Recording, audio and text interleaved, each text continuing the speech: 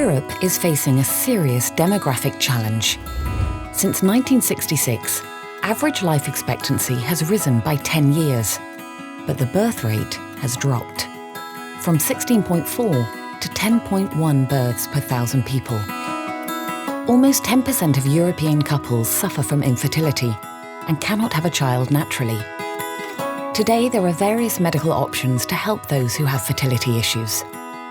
One of these options is in vitro fertilization, or IVF, which involves a woman's oocytes being removed from her ovaries and fertilized with sperm in a lab before being reimplanted. Another option is egg freezing, a method of fertility preservation where a woman's oocytes are removed from her ovaries at a fertile age with the assistance of follicle-stimulating hormones and stored at a very low temperature to be fertilized and reimplanted up to 10 years later when natural fertility may have declined. This can be done for both personal and medical reasons. For example, to preserve fertility prior to cancer treatment. The TEVA Life Survey asked 6,000 men and women from across 6 European countries about their perceptions of in vitro fertilization and egg freezing.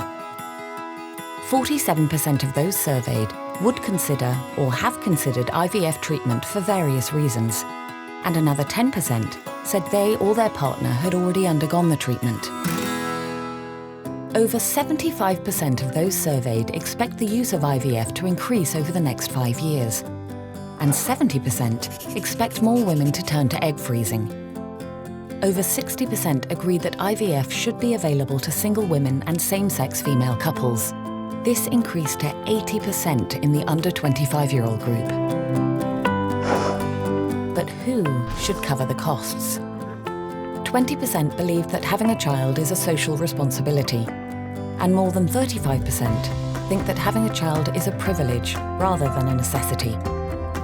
Nevertheless, 20% would not be willing to pay to have a child through IVF, while 50% supported government funding for 3 rounds or more of this assisted reproductive technology.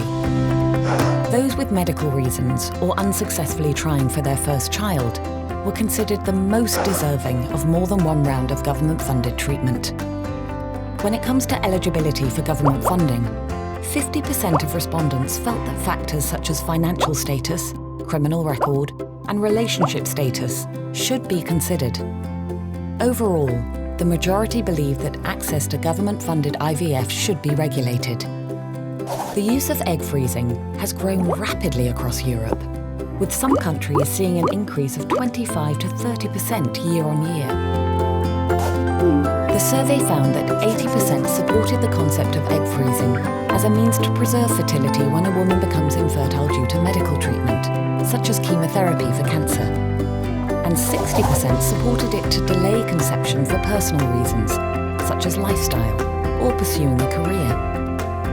Younger respondents supported egg freezing, with 70% of under 35-year-olds supporting it for personal reasons.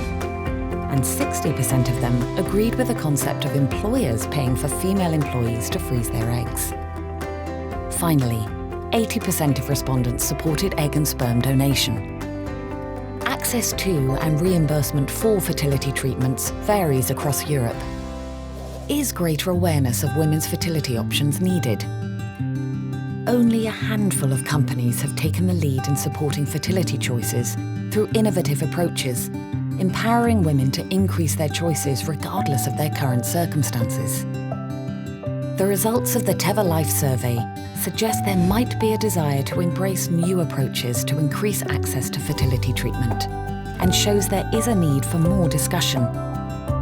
The TEVA Life Survey collected opinions and attitudes of the general public towards fertility issues in Europe. TEVA is committed to empowering women to make informed decisions about their healthcare and improving access to innovative treatments.